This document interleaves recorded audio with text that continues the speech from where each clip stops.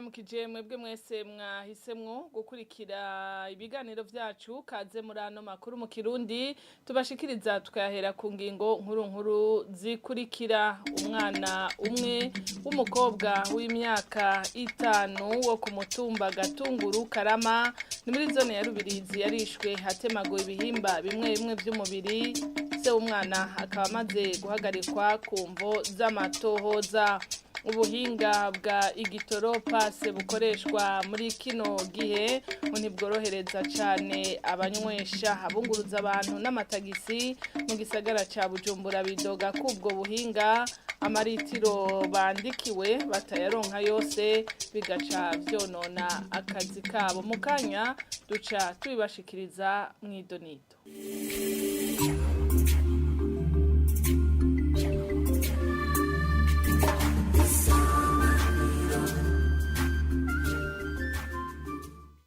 Dasubiye kubaramutsa urunani ruhurikiyemwo ababuza ababo mu magume Uburundi bwaciyemwo barasaba ko rusansuma rwatanguye kuri uyu wa 11 Munyonyo bwo kumenya abantu bose bahitanywe n'ugwimo Uburundi bwaciyemwo ruriko rurakogwa n'umugwi severe ujeje ukuri no kunywanisha basaba ko gogenda neza. Komendi kumana harongoye ugo runani akabona ko abantu bose bavuganye ukuri ubutungane nabwo bugakora ata kibazo ko abarundi basubiza hamwe.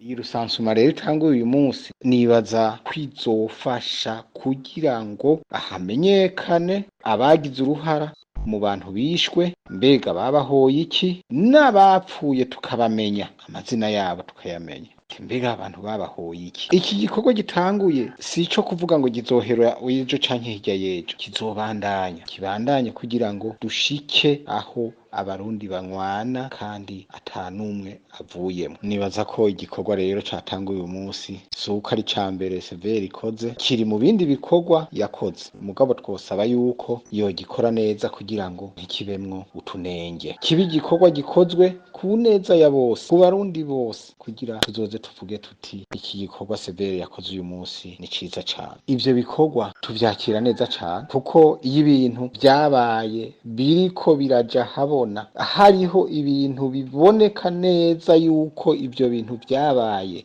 n'ababikoze bakamenyekana, hama n'ababikorewe bakamenyekana, niho na bene bo ababuze bazokumva ku mutima uruhutse. Muri Karavi kuvugana ukuri biza imbere, tutavuganye ukuri vyose nta na kimwe gikorwa. Nico gituma hamaze kuboneka ubutungane tukaba twavuganye ukuri, nico gituma no gusubiza abantu mu vyabo bizoca vyoroha kugira ngo abarundi basubize hamwe banywane, kandi banywane atabizogaruka ejo ngo aha ngo ibi bizogaruka. Turijamesa Nene babwiye mu ntango zano makuru umwana umwe w'umukobwa w'imyaka 5 wo ku mutumba Gatunguru Karama muri zone Rubirizi yarishwe atemaguwe ibihimba bimwe bimwe vy'umubiri haraheze hafi indwi zibiri. Umuvyeyi w'uwo mwana amenyesha ko gushika ubu ataramenya uwamwishe. Umukuru w'umutumba amenyesha ariko ko umuntu umwe amaze gufatwa ku mvo z'amatohoza, wo nawe ni se w'umwana. Ni inkuru tubaza Mihaye Kanyange. Butoyi Milka ni hasa yari afise hafi imyaka 5 yatowe ikiziga mu mirima ahitwa Ryantare itariki imwe y'ukwezi kwa11 ataco yambaye. Umuvyeyi wiwe yari asanzwe afise abana 3 ati yagiye yariko akina n'abandi bana ntiyagarutse. Niho mpejeje kuteka nacanza kurondera umwana ndarondera ndabura, bonakeye ndabura ndamvyoka ndagenda mu batware kubabwira ati je nabuze umwana. Mwana chanza ndicara muhira. Kwicara muhira niho neza mbona mutwara aje kuntora n'imoto ngo tugende turahari umwana twatoye hari ya ruguru kwa Ruhara bamukereye. Ndavuga ati arambwira ngo mugabo afise nk'imyaka 6, ndamubwira ati jewe afise yari mu gukwiza imyaka 5 n'umukiti n'umukobwa ati nawe nyene n'umukobwa. Niho nagenda ndashikayo shitse ndaraba mbona umengo siwe mbona yahindutse.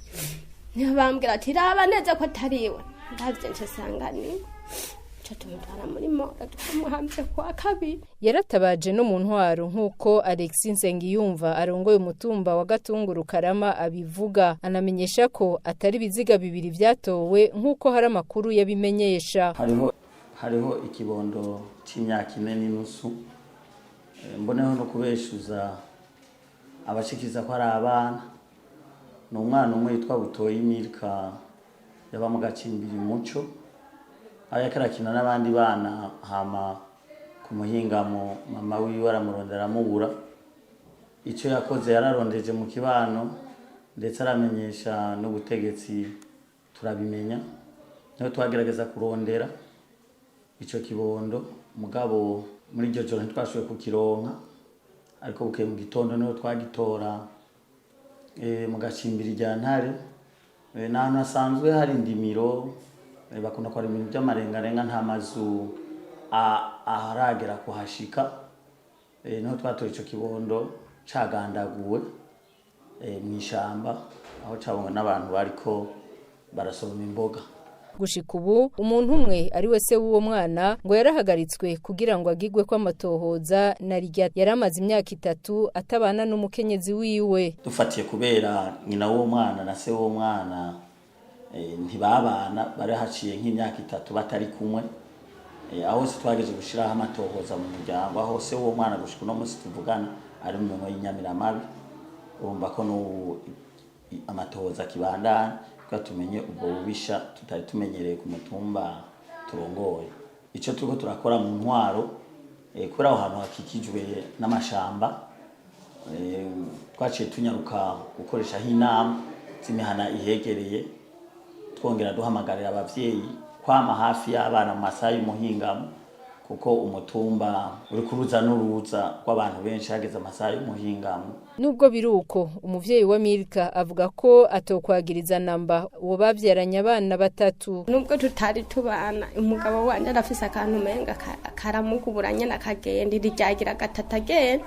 Mugabo ivyo ntavyo no mwagiriza kubera abana n'ukuri arabakunda, yabakunda kandi nabi w'abana barabemera. Abana baranditswe kuri we nyene. Uyu mubanyi ati umwana yatowe yishwe bunyamaswa. Nyene je ndamufukura kubera n'uduhuzu twose bari bamwambuye, nta n'ikintu na kimwe yarafise. Twerero nk'umuvyeyi nyene urazi wabuze tegeza kura umwana wawe ngene yoba yapfuye.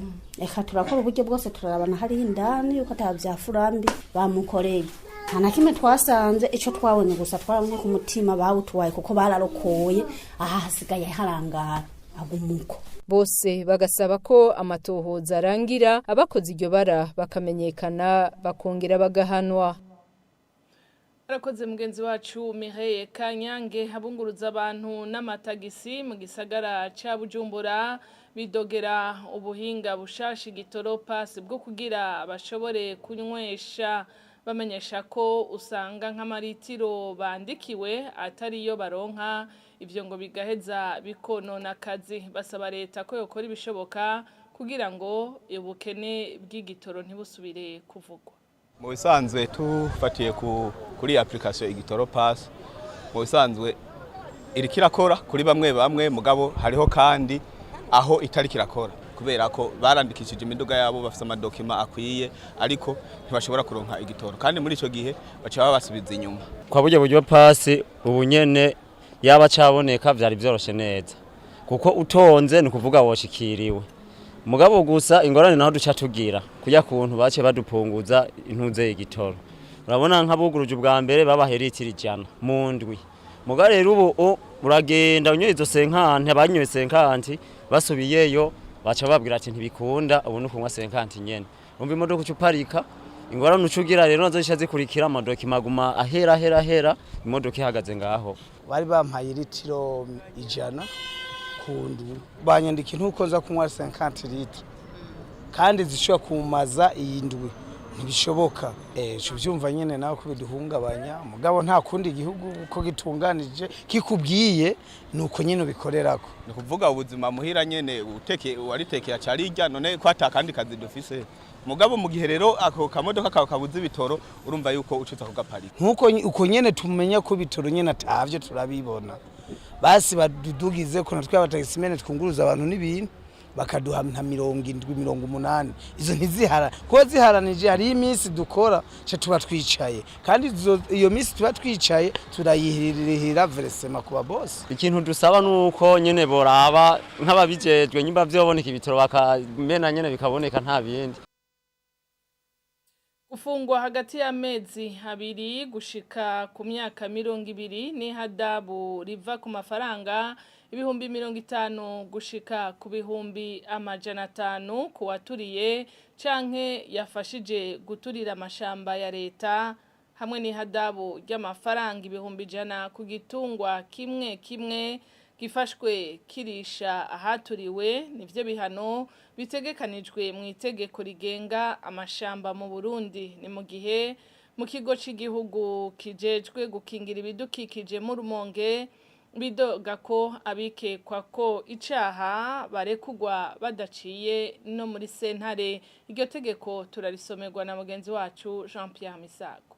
Ingingo y'amajana 2012 yo muri iryo tegeko ihanisha umunyororo uva ku myaka 10 ugashika ku myaka 20 ni hadabu riva ku mafaranga ari hagati y'ibihumbi 100 mu mafaranga y'amarundi gushika ku mafaranga ibihumbi 500 kuwo bigaragaye ko yateguye kongera agashira mu ngiro uguturira ishamba rya leta. Mu ngingo y'amajana 2013 naho bigaragara ko watumye ishamba rya leta risha bivuye ku busamazi ahanishwa umunyororo uva ku mezi 2 ugashika ku mwaka ni hadabu riva ku bihumbi 50 mu mafaranga y'amarundi gushika ku bihumbi 200 canke kimwe gusa muri ivyo bihano bibiri. Iyo miriro yahitanye ubuzima bwa kiremwa muntu ico gihano kija ku munyororo uva ku myaka 5 ugashika ku myaka 10. Ingingo ya 2014 nayo iratomora ko uwanse gufasha kuzimya umuriro atambo yumvikana ibimutumye apfungwa hagati y'amezi 3 n'umwaka agatangishwa n'ihadabu riva ku bihumbi 50 mu mafaranga y'amarundi gushika ku mafaranga ibihumbi 200 mu mafaranga y'amarundi canke igihano kimwe gusa muri ivyo bihano bibiri. Mu ngingo y'amajana 2016 naho iryo tegeko rihanisha ihadabu ry'amafaranga y'amarundi ibihumbi 100 kuri buri gitungwa gifatiwe mu muyonga wahaturiwe, mu gihe mu ngingo y'amajana 2018 iryo tegeko rihanisha ihadabu riva ku mafaranga y'amarundi ibihumbi 50 gushika ku bihumbi 100 mu mafaranga y'amarundi waciye canke yakokoye ibiti bikingiwe ataruhusha yabisabiye. Ivyo biruko mu gihe ikigo OBPE kijejwe gukingira ibidukikije mu ntara y'Urumonge bidoze kuri uyu wa 2 mu nama y'umutekano ko abari bafashwe bagirizwa muri mwe n'ivyo vyaha barekuwe na sentare idashashe. Jean Pierre Misago mu Rumonge, Radio Isanganiro. Akoze na mugenzi wacu Jean Pierre Misago, bakoze n'abandi bamfashije gutorokanya no makuru tubashikirije kuri no munsi. Reka ndabashimire namwe mwese mwadukurikiye naho ku munsi wejo.